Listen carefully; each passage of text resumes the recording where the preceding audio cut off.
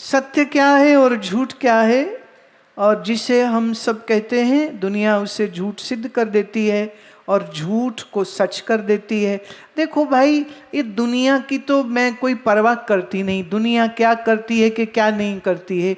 आप सत्य और असत्य क्या है उसको वेदांत शास्त्र के अनुसार समझिए, उसको वाणी के अनुसार समझिए। तो सत्य क्या है? आद सच, जुगाद सच, है भी सच, नानक होसी भी सच। जो कल भी था, आज भी है, फिर भी रहेगा, जिसकी होंद कभी खत्म नहीं होती है, वही सच होता है। जिसकी आज तो होंद है, दिख रही है, कल नहीं थी और आने वाले कल में भी खत्म हो जाए, उसी को हम असत्य कहते हैं। ये सत्य का स्वरूप है। त्रैकाल अबादित्यम सा सत्यम, तीनों कालों में, भूत भविष्य वर्तमान, तीनों कालों में जो बिना बदले बिना बिगड़े एक रस रहता है, उसी को सत्य कहते हैं। ये दुनियावी सच झूठ के चक्कर में मत पड़िए, ये एक बड़ा अलग सा विषय होता है, उसमें नहीं जाइए। आत्मकल्याण के लिए परमात्मा ही सत्य है और उसके अलावा सब कुछ झूठ है, ये बात अगर समझ लग जाए तो तुम झूठ के पीछे भागना छोड़ दोगे। और जब तुम झूठ के पीछे नहीं भागोगे तो आपके जीवन में संतोष और तृप्ति अपने आप आ जाएगी। लोग सोचते हैं पैसे से सुख है, होता होगा, ये ख्याल है वैसे बहुत लोगों का। पैसे कमाने में लगे 10 घंटे दुकान पे बैठ बैठ के वहां परोंठे समोसे खा खा के ना पेट मोटा करके बैठ गए। लीवर जिनका बढ़ जाता है, फैटी लीवर जिनका हो जाता है, उनका पेट मोटा हो जाता है। अपने पेट पे नजर मार लो एक बार, अगर मोटा है तो एक अल्ट्रासाउंड करा लेना, नहीं तो SGOT टेस्ट करा लेना, उसमें पता चलेगा कि क्या हालत बिगड़ी पड़ी है।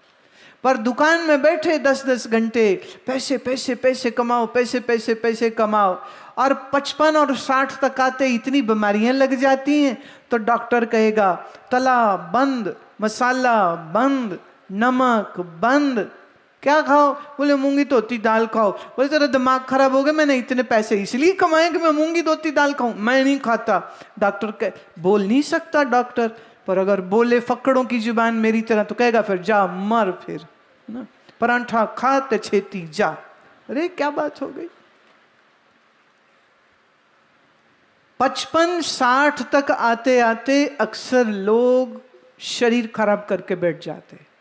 इसके विषय में मैं 2 बातें कहना चाहती हूँ। एक, हफ्ते में कोई एक दिन चुन लीजिए, उस दिन खाना पीना बिल्कुल बंद। सिर्फ अगर रह सको, अगर आपके डायबिटीज 2 है तो भी आप सिर्फ पानी पे रहिए। आप तुलसी या आप बेलपत्री या पीपल का, जिसके शरीर में अस्थमा या रेस्पिरेटरी प्रॉब्लम है, सांस की दिक्कतें हैं जिनको, वो अगर पीपल के 5-6 पत्ते पानी में 5 मिनट हल्के सेक पर उसको उबाल के छान के पी लेंगे तो उनके शरीर में ऑक्सीजन की मात्रा और लंग्स में रोगमारक शक्ति बढ़ जाती। अगर आपके शरीर में एसिड अधिक बनता है तो सौंफ, साबुधनिया, जीरा, ये 3 चीज़ें 1-1 चम्मच छोटा मिलाइए, 5-7 मिनट हल्के सेक पे उबालिए, छान लीजिए, पी लीजिए। आपकी एसिडिटी कंट्रोल में रहेगी, पेट में वायु है तो वो निकल जाएगी।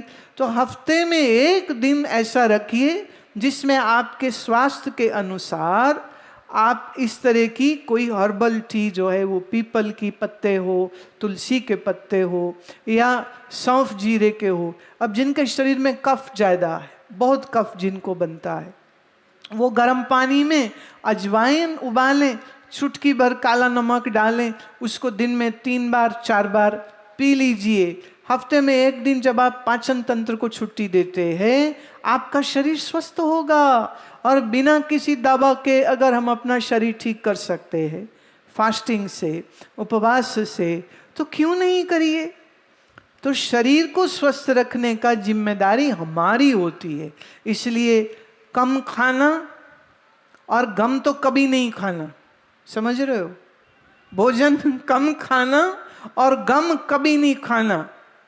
अभी हम ना अमेरिका में किसी के घर में थे, तो आजकल वो यहाँ भी अब ओपन किचन का है ना कॉन्सेप्ट, वहीं सोफे लगे हैं, इधर साइड में कुकिंग हो रही। तो मैं बैठी किसी से बात कर रही थी, अंदर एक कांच का बड़ा सा बर्तन उनके हाथ से जोर से गिरा, बड़ी जोर से आवाज आई और मैंने कहा बधाइयाँ।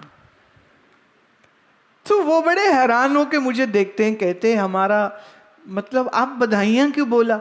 मैंने कहा भाई पुराना बोल तुम्हारा टूट गया, अब तो नया ही आएगा ना, इसलिए बधाइयाँ। कहते ऐसे तो हमने कभी नहीं सोचा। मैं बस यही फर्क है ना, क्योंकि हम संत लोग हर चीज को इस तरह से देखते हैं कि जो मिटा है वो फिर बनेगा, जो मरा है वो फिर कभी जन्मेगा। ऐसे ही जो बर्तन टूटेगा तो नए आओगे, नए लेके आओगे, टूटेंगे नहीं तो वही देखने पड़ेंगे रोज रोज रोज। ख्याल करना, ये यहाँ जो बैठे हैं भाई लोग, आज तुम्हारे घर की जनानियां ज्यादा बर्तन ना कहीं सच में तोड़ दे और खुद ही बोल रही हो बधाइयाँ बधाइयाँ, क्योंकि अब नए लेने हैं। हाँ, वो तो एक्सीडेंटली हो गया, क्या करें प्यारे। इसलिए अपना दिल सिवाय परमात्मा के और किसी से नहीं जोड़ना चाहिए। बाकी सारे धोखेबाज हैं, आज भी धोखा देंगे, कल भी धोखा देंगे। सब रोते हैं, कोई कहता है मेरी माँ नहीं रही, कोई कहता मेरा बाप नहीं रहा, कोई कहता मेरा ये नहीं मर गया, मेरा वो मर गया, तो बड़े दुखी होते हैं। अगर पर ये भजन याद रह जाए, जो बने सो टहना, तो फिर रोना खत्म हो जाएगा।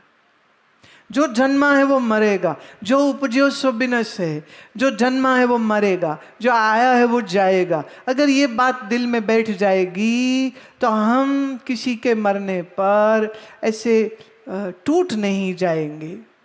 मरा है, मरना तय है सबका। जोगी है या जोगी कोई, भोगी है तो भोगी, सभी कोई जाएगा, सबकी बारी लगी पड़ी भाई। शरीर आज भी जाएगा और कल भी जाएगा। इसलिए ना तो मरने से डरना चाहिए, और अगर अपने आसपास कोई मर जाए तो याद रखना चाहिए, जो बनिया सो टहना। याद रख ले, ये दुनिया सदा नहीं रहना। इसलिए अपने दिल में जगह सिर्फ परमात्मा को दीजिए, वो प्रेमा भक्ति अपने हृदय में रखिए। ये मोहब्बत की जो डोरियां हैं वो सिर्फ परमेश्वर से रहनी चाहिए।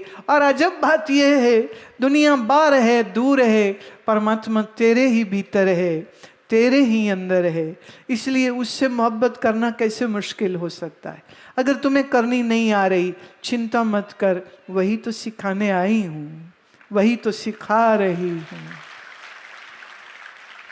यही तो कोशिश है, यही तो मेरा प्रयास है कि तुम्हारे जीवन में सर्वोपरि ज्ञान हो, ईश्वर प्रेम हो, ईश्वर की कृपा हो।